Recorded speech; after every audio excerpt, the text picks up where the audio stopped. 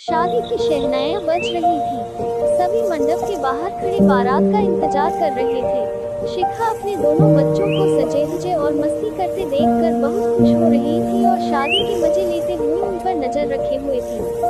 तभी उसकी नजर रिया पर पड़ी, जो एक कोने में गुमसुम सी अपनी माँ के साथ चिपकी खड़ी थी। रिया और शिखा दूर के रिश्ते की चचेरी बहनें थीं। दोनों बचपन से ही अक्सर शादी ब्याह जैसे पारिवारिक कार्यक्रमों में मिलती थीं। रिया को देख शिखा ने वहीं से आवाज लगाई, रिया रिया। शायद रिया अपने आप में ही खोई हुई थी। उसे शिखा की आवाज सुनाई भी न दी। शिखा स्वयं ही उसके पास पहुंची और चहक कर बोली, कैसी है रिया? रिया ने जैसे ही शिखा को देखा, मुस्कुरा कर बोली, ठीक हूँ, तू कैसी है? बिल्कुल ठीक हूँ।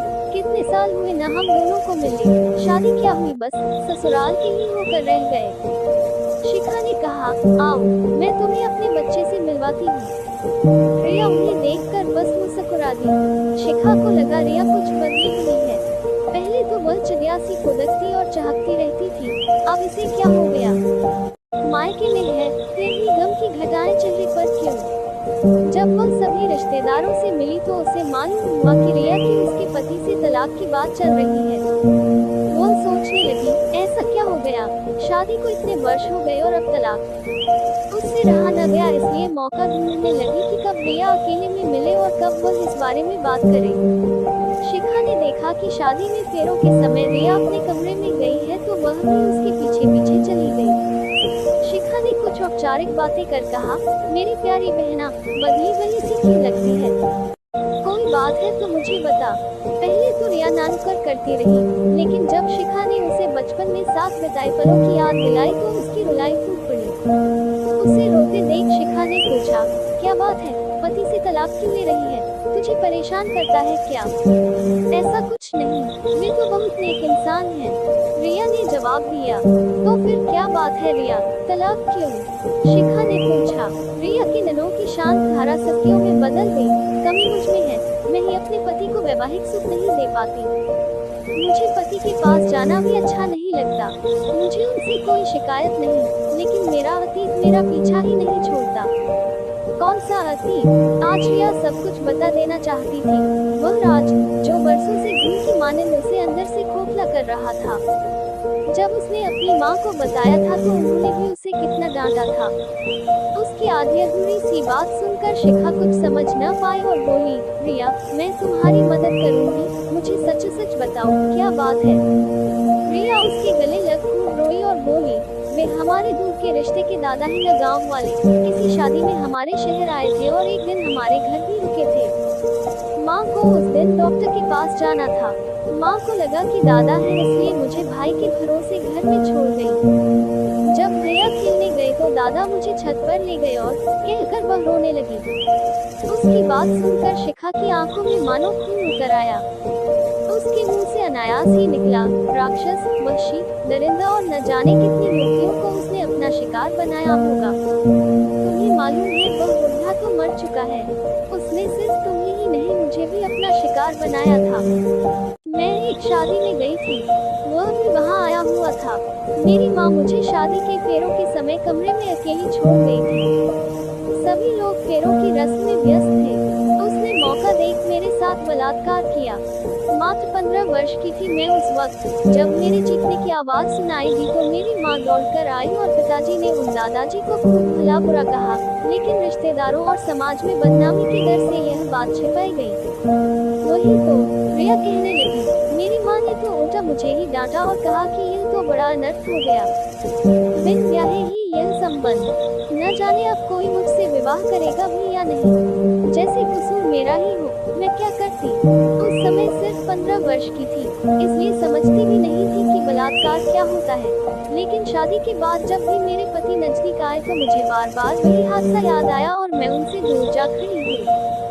जब वे मेरे नजदीक आते हैं तो मुझे लगता है एक और बलात्कार होने वाला है। शिखा ने पूछा, तो फिर वे तुमसे जबरदस्ती तो नहीं करते? नहीं, कभी नहीं, रिया बोली। तब तो तुम्हारे पति सच में बहुत नेक इंसान हैं। मैं नहीं चाहती कि मेरे कारण वे दुख की जिंदगी जिए, इसलिए मैंने ही उनसे तलाक मांगा है। मैं तो उन्हें वैवाहिक सुख नहीं दे पाती, पर उन्हें तो आजाद करूं इस बंधन से। बात है। मतलब तुम मन ही मन उन्हें पसंद तो करती हो? हाँ, रिया बोली, मुझे अच्छे लगते हैं वे, किंतु मैं मजबूर हूँ। तुमने मुझे अपना सबसे बड़ा राज बताया है, तो क्या तुम मुझे एक मौका नहीं दोगी कि मैं तुम्हारी कुछ मदद कर सकूं? देखो रिया, मेरे साथ भी यह हादसा हुआ, लेकिन माँ पिताजी ने मुझे समझा दिया कि मेरी कोई गलती नहीं, पर तुम्हें तो उल्टा तुम्हारी माँ ने ही कसूरवार ठहरा दिया। शायद इसलिए तुम अपने आप को गुनाहगार समझती हो, शिखा बोली। तुम कहो तो मैं तुम्हारे पति से बात करूं इस बारे में? नहीं नहीं, तुम ऐसा कभी न करना, रिया ने कहा। अच्छा नहीं करूंगी, लेकिन अभी हम 3-4 दिन तो हैं यहाँ शादी में, तो चलो, मैं तुम्हें काउंसलर के पास ले चलती हूँ। वह क्यों? रिया ने पूछा। तुम मेरा विश्वास करती हो न, तो सवाल मत पूछो। बस सुबह तैयार रहना। अगले दिन शिखा सुबह ही रिया को एक जाने माने काउंसलर के पास ले गई। काउंसलर ने बड़े प्यार से रिया से सारी बात पूछी। एक बार तो रिया झिझकी, लेकिन शिखा के कहने पर उसने सारी बात काउंसलर को बता दी। ये सुनकर काउंसलर ने रिया के कंधे पर हाथ रख कर कहा, देखो बेटी, तुम बहुत अच्छी हो, जो तुमने अपनी माँ की बात मानकर यह राज छिपाए रखा, लेकिन इसमें तुम्हारी कोई गलती नहीं। तुम अपने आप को दोषी क्यों समझती हो? क्या हो गया अगर किसी ने जोर जबरदस्ती से तुमसे संबंध बना भी लिए तो? रिया बोली, माँ ने कहा, मैं अपवित्र हो गई, अब मुझे अपने आप से ही घिन आती है, इसलिए मुझे अपने पति के नजदीक आना भी अच्छा नहीं लगता। काउंसलर ने समझाते हुए कहा, लेकिन इसमें अपवित्र जैसी तो कोई बात ही नहीं और इस काम में कुछ गलत भी नहीं। ये तो हमारे समाज के नियम है कि ये संबंध हम विवाह बाद ही बनाते हैं, लेकिन समाज में बलात्कार के लिए तो कोई कठोर नियम व सजा नहीं, इसलिए पुरुष इसका फायदा उठा लेते हैं और दोषी लड़कियों को माना जाता है। बेचारी अनखिली कली सी लड़कियां फूल बनने से पहले ही मुरझा जाती हैं। अब तुम मेरी बात मानो और यह बात बिल्कुल दिमाग से निकाल दो कि तुम्हारा कोई दोष है और तुम अपवित्र हो। चलो, अब मुस्कुराओ। रिया मुस्कुरा उठी। शिखा उसे अपने साथ घर लाए और बोली, अब तलाक की बात दिमाग से निकाल दो और अपने पति के पास जाने की पहल तुम खुद करो। इतने वर्ष बहुत सताया तुमने अपने पति को, अब चलो, प्रायश्चित भी तुम ही करो। रिया विवाह संपन्न होते ही ससुराल चली गई। उसने अपने पति के पास जाने की पहल की और साथ ही साथ काउंसलर ने भी उसका फोन पर मार्गदर्शन किया। उसके व्यवहार में बदलाव देख उसके पति भी आश्चर्यचकित रह गए। उन्होंने रिया को एक दिन अपनी बाहों में भर कर पूछा, क्या बात है रिया, आजकल तुम्हारा चेहरा गुलाब सा खिला रहता है?